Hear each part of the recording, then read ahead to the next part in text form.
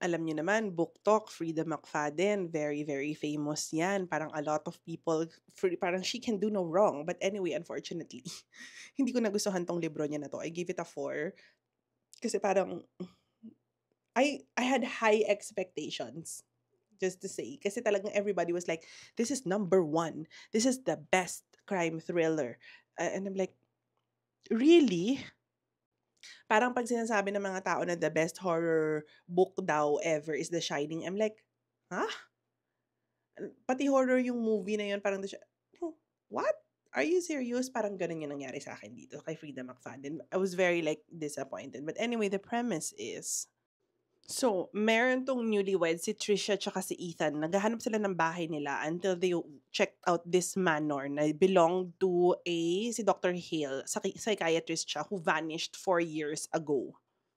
And then, dapat they were just gonna check out this house, pero na-trap sila dahil sa winter storm. So, they had to stay dito sa very big, big house. Okay? So, dun sana maganda sana yun kasi mahilig din ako sa haunted house. But anyway, naghanap siya ng mababasa niya hanggang she stumbled upon the cassette tapes. Tapos, pinakinggan niya yung mga cassette tapes na yon. Recording ng mga patient nitong psychiatrist. So slowly habang pinakikinggan niya, na-realize niya na ay, madidiscover na niya kung bakit nawawala si Doktora. And then ayun, check it out.